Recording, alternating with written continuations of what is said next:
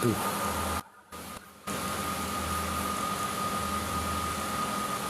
Selamat menyaksikan. Kami akan mencoba untuk menjelaskan mengapa judulnya Binatang Pun Bisa Bercerita. Keadaan yang kemarin yang begitu dahsyat,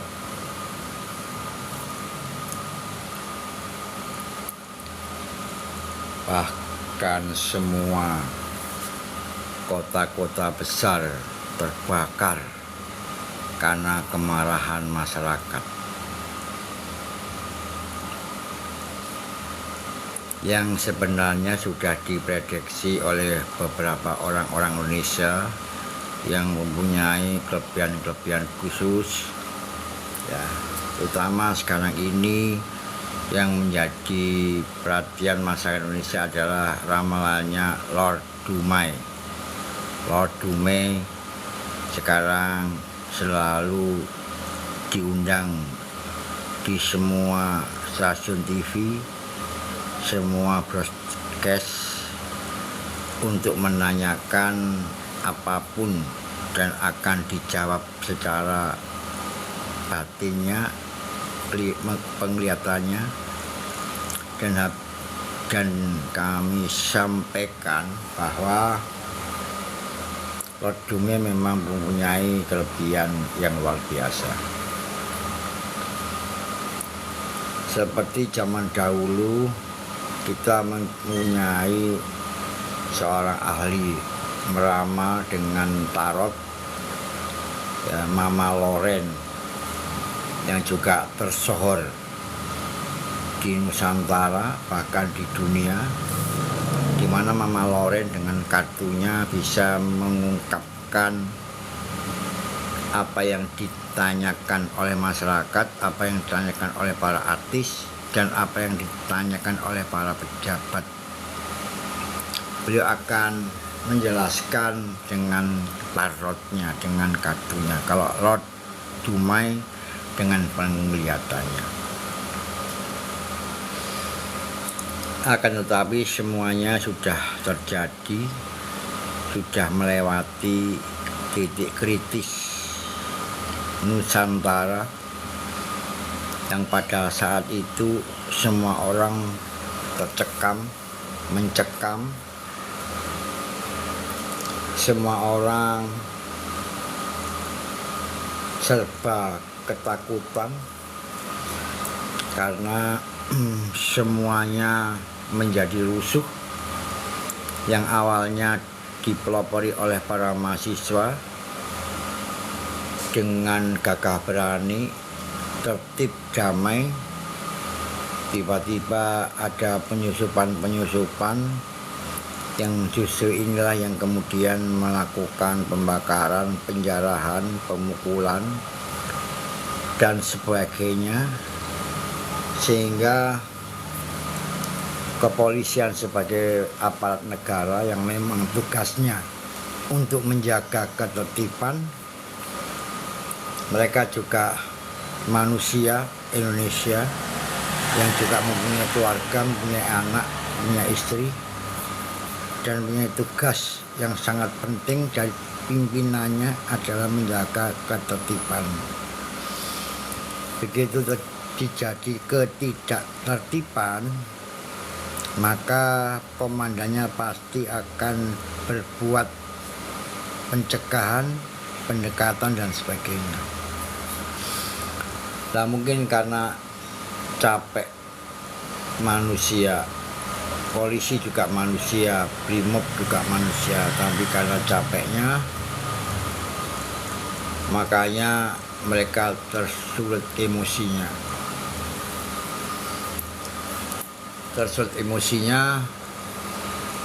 sehingga terjadilah seperti kemarin ini. Oleh karena itu, saya melihat pertempuran antara polisi dan rakyat yang tidak seimbang, sehingga sangat mudah untuk tersusupi kelompok-kelompok lain, aliran lain yang memang selalu mencari kesempatan jika terjadi kerusuhan, chaos di masyarakat, maka mereka akan menurunkan tim-timnya yang sudah dipersiapkan. Seperti laporan TVRI, ada beberapa kelompok-kelompok yang dicurigai karena mereka beratribut kaos hitam dan topi hitam. Yang jelas dalam tayangan TV yang mukul polisi adalah mereka, yang mulut api adalah mereka, yang memprovosi adalah mereka. Itu yang harus diwaspadai. Oleh karena itu saya menggambarkan bahwa keadaan di Indonesia itu seperti sebuah gerombolan yang tak terkendali, menyampaikan tuntutan satu, yaitu memohon keadilan, memohon perhatian keadilan, tetapi dijawab dengan pasukan-pasukan Brimob yang juga lepas kontrol, sehingga beberapa nama-nama menjadi korban atas kejadian itu.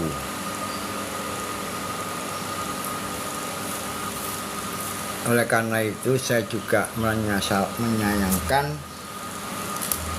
mengapa hal ini bisa terjadi.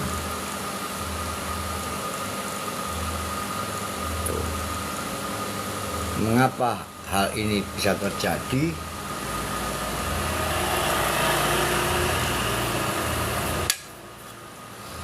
Karena tidak mungkin mereka tidak dikoordinir, tidak mungkin mereka tidak ada pimpinannya, dan tidak mungkin tidak ada yang membiayai.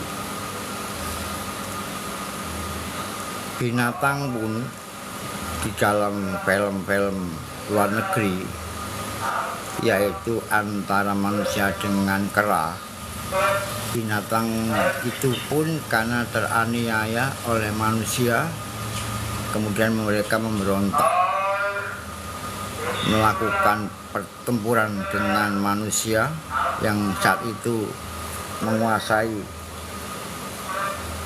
sebuah wilayah. Akan tetapi kemarahan binatang pun digerut oleh korban kera yang meninggal karena teraniaya oleh orang. Tidak hanya adanya korban binatang kera itu, tapi juga ada binatang kera yang pandai dan cerdas, yang melakukan hasutan, mengumpulkan teman-temannya, dan mereka menjadi pimpinan pemberontakan kera kepada manusia. Itu adalah film yang pernah kami tonton. Ini menunjukkan binatang pun bisa juga marah, binatang pun juga bisa emosi, binatang pun bisa tak terkendali. Apalagi manusia yang lebih lengkap akal budi pikirannya itu lengkap.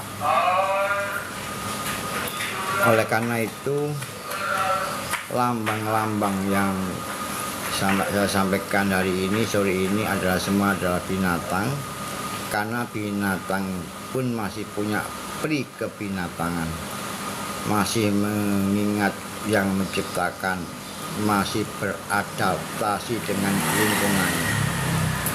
Tetapi manusia lebih jauh, lebih jelek, lebih rendah dari binatang karena ambisinya, karena egonya, karena nafsunya.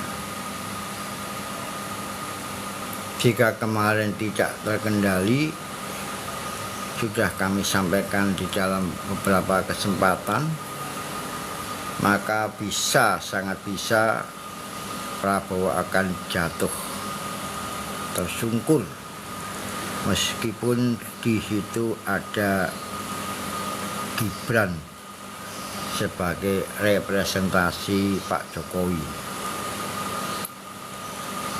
Tetapi alhamdulillah kemarin ini tidak sampai melumpuhkan pemerintahan. Kemudian segera Pak Prabowo sangat cepat mengambil keputusan dan gerakan, yaitu yang pertama berdialog dengan para ketua-ketua partai. Dia perintahkan semua kabupaten, kota, dan provinsi melakukan dialog dengan para pendemo, baik mahasiswa, masyarakat, petani, dan sebagainya. Semua gerak cepat. Instruksi Prabowo untuk melakukan pendekatan humanis kepada demo-demo yang ada di provinsi masing-masing, yang ada di kabupaten kota masing-masing.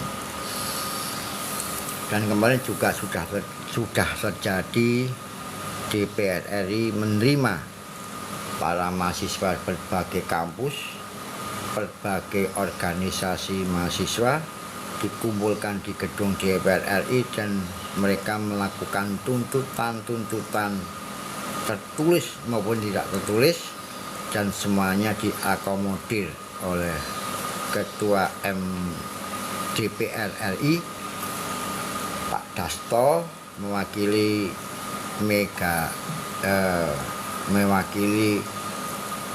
Ketua DPR RI Puan Maharani. Memang kemarin tidak kelihatan Puan Maharani untuk datang di DPR RI. Itu yang disayangkan. Seandainya Puan datang dengan para pimpinan DPR RI, akan lebih elegan, lebih elok namanya di masyarakat.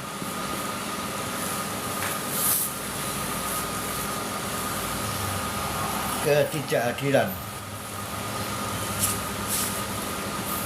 Ibu Puan Maharani di pertemuan DPR RI dengan para mahasiswa menyisakan pertanyaan besar. Mengapa tidak datang? Itu pertanyaan yang sangat besar. Mengapa tidak datang? Padahal yang harus direformasi adalah DPR RI, termasuk para pemimpin DPR RI. Apakah Puan Maharani dari PDIP yang kemarin pada saat pemilihan legislatif masih menduduki peringkat pertama, ataukah Puan Maharani di backup sama Ibu Megawati yang sekarang disebut dengan Mak Banteng, atau ada deal-deal tertentu dengan Prabowo sehingga Puan Maharani belum menunjukkan keeleganan, belum menunjukkan perubahan sikapnya terhadap tuntutan para mahasiswa masyarakat. Nah, itu yang harus kita sadari, bahwa pemerintahan DPR RI masih belum asli untuk berbenah, masih belum ikhlas untuk berbenah. Tuntutan masyarakat umum dan para mahasiswa fokus pertama sebenarnya adalah sama, yaitu pembuatan undang-undang perampasan aset bagi para koruptor. Tuntutan ini sebenarnya sudah lama, sejak pemerintahan Joko Widodo. Bahkan Pak Joko mengutus menterinya pada saat itu adalah Menko Polhukam Mahfud MD berdialog berkomunikasi dengan DPR RI, yaitu Komisi 3, tetapi dengan sangat congkak para anggota DPR RI Komisi 3 menyampaikan bahwa perampasan aset bukan kewenangan mereka. Jadi Pak Mahfud diminta untuk melobi ketua-ketua partai mereka. Makanya kemarin ada yang bertanya, apakah Dewan ini memilikikan rakyat? Tidak. Apakah Dewan ini mewakili masyarakat? Tidak. Dewan adalah orang-orang pribadi-pribadi yang tunduk, bertekuk lutut dengan ketua partai.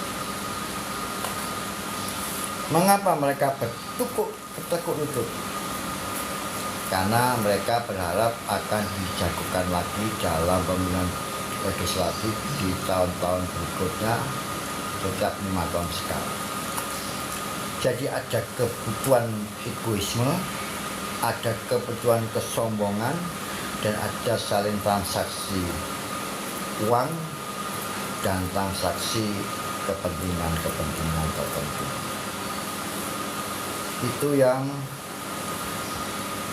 dilihat oleh masyarakat, itu yang dilihat oleh para mahasiswa, yang kami melihat pemerintah tidak bisa berbuat apa-apa terhadap kecongkaan para dewan-dewan yang terhormat tersebut. Meskipun sudah disampaikan tuntutan 17+8 atau 17+18 para awak media, tapi tuntutan itu masih berjalan panjang karena mereka harus melalui rapat-rapat komisi, rapat-rapat macam-macam, kemudian dikonsultasikan dengan eksekutif dan sebagainya panjang. Lah ini harus dikawal oleh para mahasiswa. Maka mulai diserahkannya tuntutan secara tertulis dan tidak tertulis, maka saat itulah para mahasiswa, LSM, organisasi, masyarakat harus mengawal apakah benar dengan tulus ikhlas mereka melakukan gerakan-gerakan atas tuntutan masyarakat atau hanya sebatas pepesan kosong yang kemudian hilang lenyap di telan bumi. Ini yang harus disampaikan oleh masyarakat. Dan sebenarnya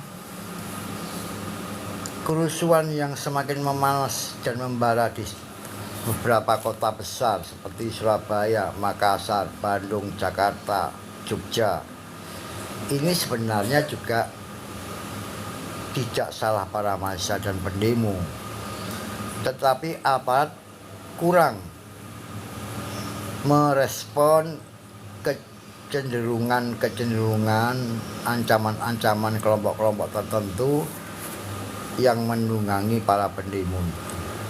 Tidak peka para intelijen kita. Sudah banyak orang-orang yang meramalkan tersebut, termasuk Lord Gumai juga menyatakan akan terjadi sebuah peristiwa di mana seorang artis akan mengalami sebuah perhatian besar bagi masyarakat luas, bagi aparat dan sebagainya. Ini adalah ramalan-ramalan yang menunjukkan kekacauan masyarakat. Oleh karena itu, harapan masyarakat dan pendemo adalah Pak Prabowo harus menuntaskan tuduhan-tuduhan adanya tunggangan-tunggangan kelompok tertentu, apalagi menyatakan bahwa adanya asing, adanya kelompok-kelompok dari asing, dari luar negeri ini harus dibuktikan. Kalau Pak Prabowo tidak bisa membuktikan, Prabowo bukan presiden yang hebat. Prabowo hanya omong-omong yang sukanya cuma mengembangkan dirinya, sukanya hanya mengingat masa lalunya yang mulai dari kopral sampai jadi jenderal, dan kemudian dirangkul oleh Jokowi diberi jabatan jenderal bintang 5. Tetapi nyalinya tidak seperti Jokowi yang tidak takut dengan semua. Bahkan Pak Jokowi pernah menyatakan bahwa beliau tidak takut dengan siapapun, kelompok apapun, kekuatan apapun, hanya Tuhan yang dia takuti, itu Jokowi. Beda dengan Pak Prabowo yang mengkowar-kowar, mulai dilantik menjadi presiden akan mengejar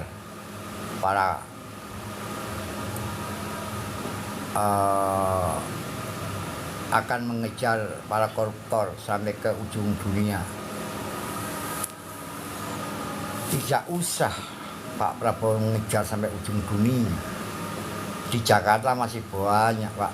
Di sebelah Bapak, di depan Bapak, di belakang Bapak itu ada para koruptor yang masih leha-leha, santai-santai, dan belum diproses apapun.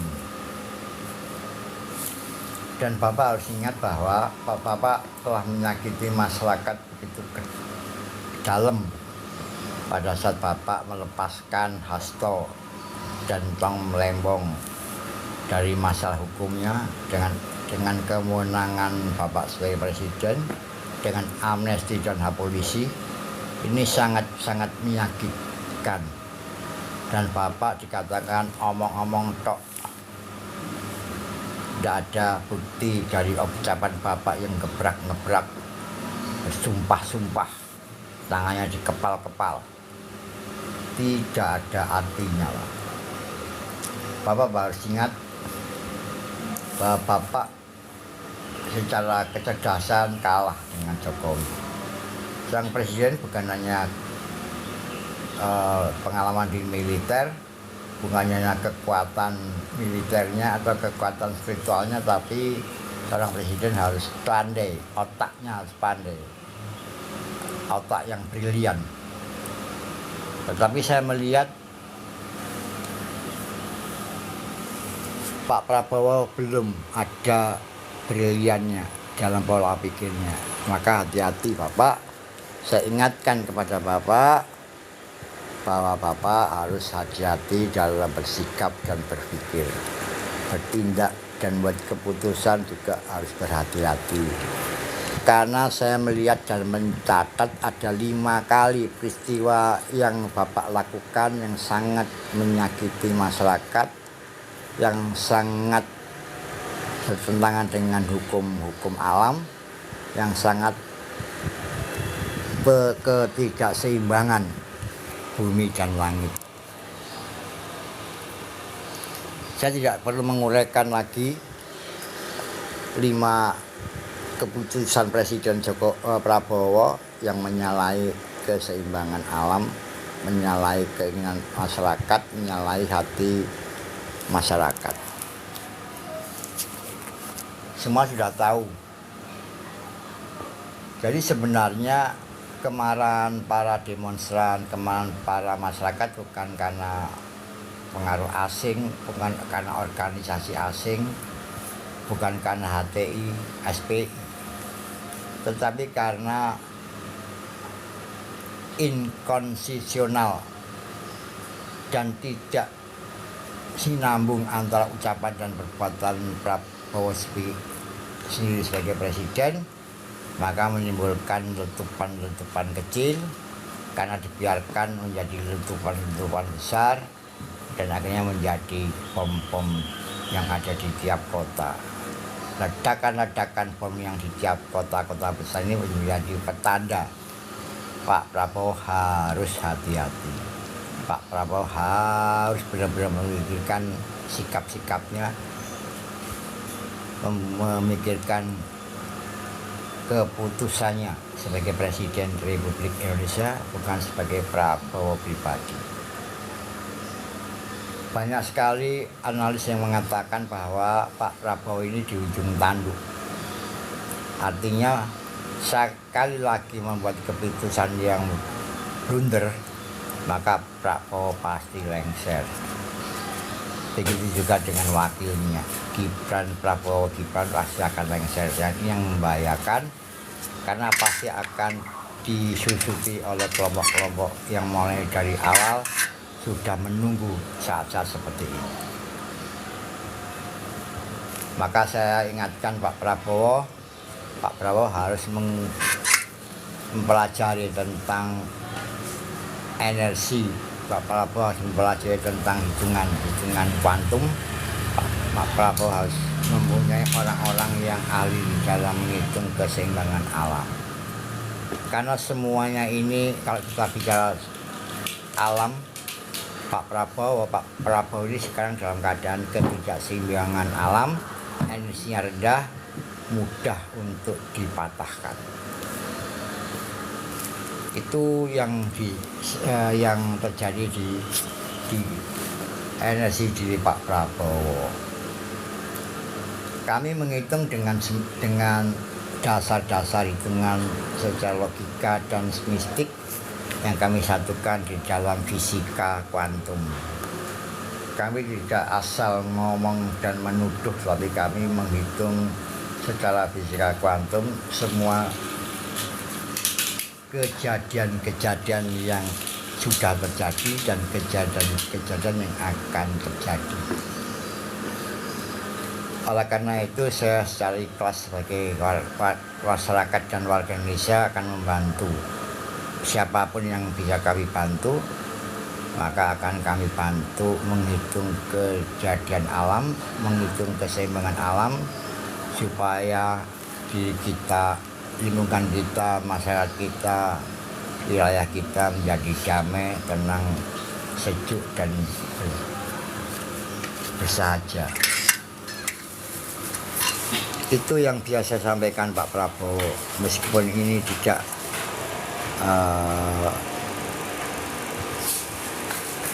TikTok secara resmi, tapi adalah obrolan antara diri saya dan diri saya, obrolan antara diri saya dan Japang bayi saya, obrolan antara hati saya dengan hati saya, obrolan antara pikiran saya dengan pikiran saya. Itulah yang saya sampaikan Pak Prabowo. Hati-hati dengan pangkat Bapak, dengan kecakapan Bapak, dengan wibawa Bapak. Satu langkah lagi Bapak membuat keputusan yang keliru, maka Pak Prabowo sudah saatnya diselesaikan oleh alam untuk lengser. Alam yang menentukan Bapak, bukan manusia, bukan demonstran, tapi alam yang menentukan kejatuhan Bapak sebagai Presiden Republik Indonesia. Itu yang bisa saya sampaikan Pak Prabowo, dan saya berharap mudah-mudahan ini semuanya bisa berubah keadaannya, berubah energinya, berubah lingkungannya, sehingga tercapai keseimbangan alam lagi, dan alam membantu kita, membantu masyarakat, membantu pemerintah di dalam menyeimbangkan hukum-hukum alam, karena semuanya tanpa restu alam tidak akan terjadi. Prabowo tanpa restu alam tidak akan mungkin terjadi menjadi presiden. Gibran tanpa restu alam tidak akan mungkin menjadi wakil presiden. Orang-orang dewan-dewan yang congkak sombong tidak akan menjadi wakil DPR RI atau DPR kalau tidak atas restu alam. Semuanya itu adalah restu alam. karena manusia hidup di atas bumi, maka restu alam dan restu bumi harus menyatu. Restu alam dan restu bumi harus menyatu. Tetapi jangan lupa masyarakat, pemerintah dan semuanya, dewan, setelah 3 peristiwa besar, maka hati-hati akan terjadi gerakan bumi, gerakan laut yang akan memberikan nilai yang sangat mengancam keselamatan nyawa-nyawa manusia, akan bisa menghancurkan gedung-gedung, jembatan-jembatan, karena satu nilai yang disebut dengan alam ini. Maka untuk mengingatkan kepada manusia, apapun jabatannya, apapun pangkatnya, apapun pekerjaannya, bahwa alam tidak mengendaki alam tidak mengendaki kekacauan, alam tidak mengendaki ketidakseimbangan. Maka bencana yang akan terjadi menurut prediksi kami adalah sebagai peringatan kecil, peringatan awal bagi masyarakat, bagi bangsa Indonesia untuk berhati-hati di dalam menjaga alam, berhati-hati dalam berucap, hati-hati dalam bertindak. Jangan sampai merugikan orang, jangan sampai membunuh, jangan sampai menjarah, karena itu adalah sudah hitungan hak alam sendiri.